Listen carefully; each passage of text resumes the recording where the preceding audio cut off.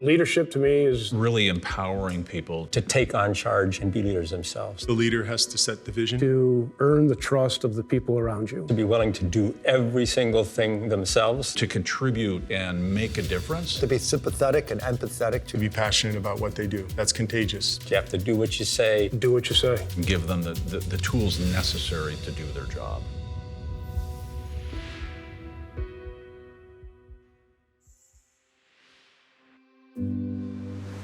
My name is Bill, and I'm the president of Optimation Technology. So Optimation Technology is a company that is all about made in America, and the point is to try to help and promote American manufacturers to be more innovative and more cost-effective.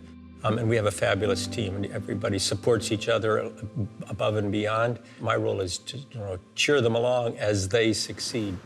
I'm David Scalin, founder, owner, and executive vice president of Regional Distributors.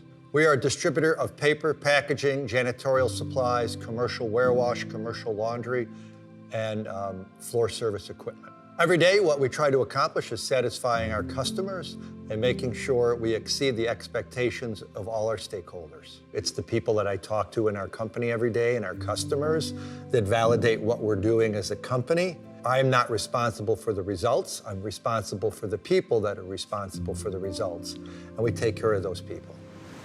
Well, AeroSafe's been providing cold chain solutions for pharma companies for 15 years. We develop the packaging, we support the logistics, the operations, and we wrap software around it to ensure the safe and effective delivery of these pharmaceuticals to patients. We're excited about what we do, we're passionate, we're loyal, and everything has to be about the customer.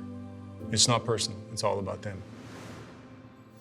Hi, I'm Mike Hess. I'm CEO and founder of Waste Harmonics. We manage large national contracts for waste and recycling services for customers that have a lot of locations that are dispersed geographically. You know, our job as senior managers of the company is make sure that we continue to set expectation, we're clear in our goal setting, but at the same time, we continue to allow our people to make the decisions that they need to make every day. If I can, set that strategy, set the vision, and they're grabbing onto it and say, okay, this is my piece, I need to get this done, that's pretty cool. Hi, I'm Tim, CEO of Terry Tree Service and Ironwood Heavy Highway. We do a lot of the vegetation management for municipalities, New York State DOT work. On Ironwood side, it's more of the civil construction, working for the utilities. I like to be successful. Failure is not an option. I was, just a laborer when I came out back in 1986 when I moved to Rochester. It's the third largest city in New York, and it's probably one of the smallest towns in New York. And I like the opportunity to work with everybody in the local community. I love Rochester. It has this vibe that has always attracted me. But I also, found that Rochester has in my view, a very high entrepreneurial spirit. Rochester has, we'll say, a low cost of living, but a very highly educated workforce. So you put the two of those together, and that meant we could staff ourselves with really great talent. Rochester's got everything we need: smart people, driven people, innovative people. It's in its DNA to create global products. And so when COVID hit, we were in a great position to help companies like Pfizer, CVS, Walgreens, deliver these vaccines throughout the world. It was extra challenging because the temperatures were cold, -70 Celsius. We were used to that. The difference was the amount of product that we had to get to the different places throughout the world in months. So we had to keep up. We had to grow just as fast. The biggest challenge we had, obviously, was dealing with the pandemic, making sure we comply with all the regulations that were coming up on a daily basis, make sure all of our employees are safe. So there was a lot of difficulty, not knowing what tomorrow was going to bring. Our growth increased. We're very fortunate not to have to lay off anybody through the pandemic and keep people employed. All the hardworking folks that are helping us be successful, we're still able to maintain a paycheck every week. The main quality of a leader is a leader has to really think about their people. You have to really understand how each person needs work-life balance.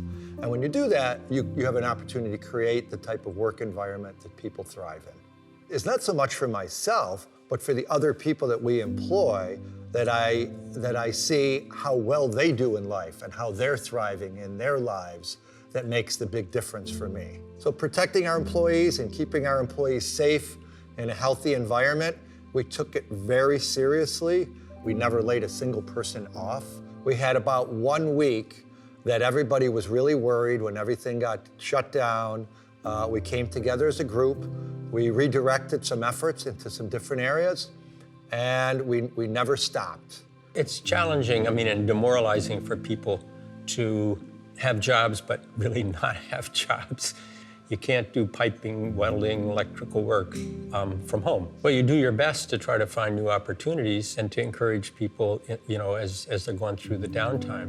What you want to do is say, hey, we're going to pull through this. We're a team. We've done it before. There's always been downturns. And so, there was a big thing in Project Warp Speed to make the vaccines, but you also needed a couple 100 million vials to put the vaccine in to ship it. So we were part of the team that was building the vaccine delivery systems, and we had people working round the clock weekends and long hours to make those machines. In the end, all the employees who were there at the beginning of it were there at the end of it, and we didn't have to do layoffs. That's an important part of being the leader as well. When we had to move to a remote environment last March, we had a really short period of time to get that done. It worked, but it's a challenge to maintain a company culture when you're communicating with folks over email and Zoom or Teams and so on. Outside of that, we were also extremely successful. 2020 was our single best growth year in our history. And, that's not all on my back. It takes a team of people to do all of that. So I think at some level, the folks that had an opportunity to continue to be employed really kind of dug in. You can't just kind of throw your hands up and, we'll get to it when we get back in the office. Maintaining that focus and staying with it and staying focused on it creates that resiliency. Failure is never final. And as Churchill said, when you're going through hell, keep on walking. You have to get up in the morning and say, today is going to be a better day than yesterday, and then march forward. Not everything is going to go as planned. Like my partner tells me, if there's a problem, there is no problem. Let's get it taken care of immediately. Having that mindset, it's awful difficult to fail.